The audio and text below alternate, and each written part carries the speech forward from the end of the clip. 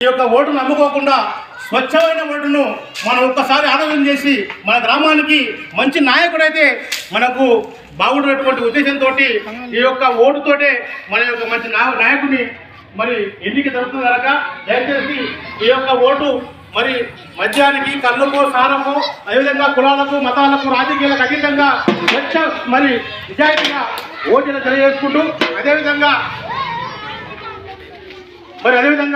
ప్రతి ఒక్కరూ మన గ్రామంలో ఉన్నటువంటి పరిసరాలు శుభ్రంగా ఉంచుకోవాలి.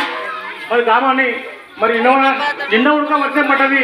ఈ వర్షం పడ్డప్పుడు నీళ్ళు ఎక్కువగా నిల్వ ఉంటే వాటిలో ఈగల దోమలు ఎక్కువ పెరిగి మరి దోమగాట ద్వారా ఈగల ద్వారా మనకు వచ్చేటువంటి విశేషాల గురించి సంతోష గారు ఇప్పుడు ఒక పాటతో మన ముందుకు రాబోతుంది.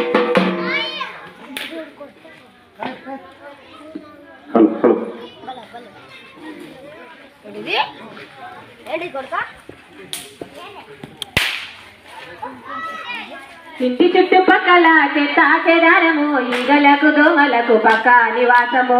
ఇంటి చుట్టుపక్కల చెత్త చెదారము ఈగలకు దోమలకు పక్క నివాసము. ఇంటి చుట్టుపక్కల చెత్త చెదారము ఈగలకు దోమలకు పక్క